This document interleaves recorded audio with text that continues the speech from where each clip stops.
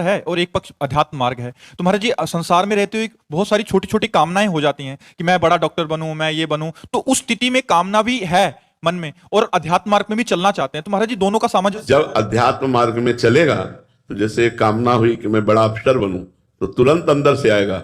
यदि तुम्हारे प्रारब्ध में है बड़ा अफसर बनना तो बन जाओगे, अगर प्रारब्ध में नहीं है तो नहीं होगा। इसलिए तुम कामना मत करो, अंदर आ जाएगा। तुम चाह क्यों करते हो?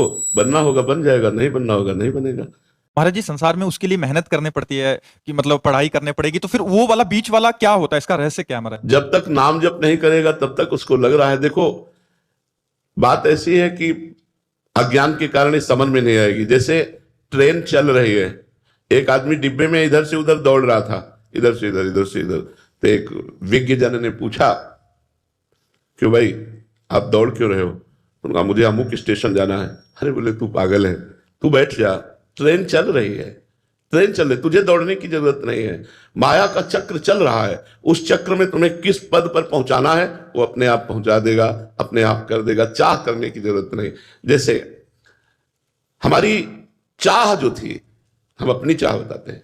हमसे पूछा था एक संत ने यही वृंदावन में कि आपका लक्ष्य क्या है, आपकी चाहत क्या है? तो उनका हमारी चाहत है कोई मान अपमान का भान नहीं, और जब मरूं तो मेरा कोई ना हो, केवल प्रभु का चिंतन करते हुए उनमें आर्त भाव से कि नाथ मेरा कोई नहीं है। अब ये मेरी चाहत थी, तो ये चाहत पूर्ति हुई क्या? नहीं पूर्ति हुई। दुनिया का सब वैभव ये जो हमने कभी नहीं चाहा था वो भगवान ने सब फेंक दिया। ये आपके जीवन की अभी बाधा है क्या? हाँ, इसे हम कभी स्वीकार नहीं कर सकते कि हमारा सौभाग्य है।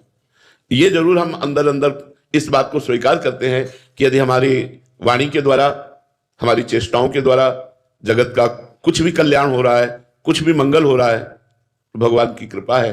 बका ये यश कीर्ति, ये रुपया पैसा, ये मकान दुकान, ये हमारा न लक्ष्य था न है, और ना आज हमारे नाम है कुछ। तो अन चाहे अन मांगे आगे आवेगो, जो हम आपको बताना चाहते हैं कि यदि हमारे भाग्य में वैभव लिखा है तो हम ना चाहते हुए भी वैभव संपन्न है। तो अन मांगे आगे आवेगो, जो पल लागे पल को। जैसे पलक अपने आप झपकती है, ऐसे ही अपने आप आपको जो कुछ बनना है वो परमात्मा बनाता चला जाएगा।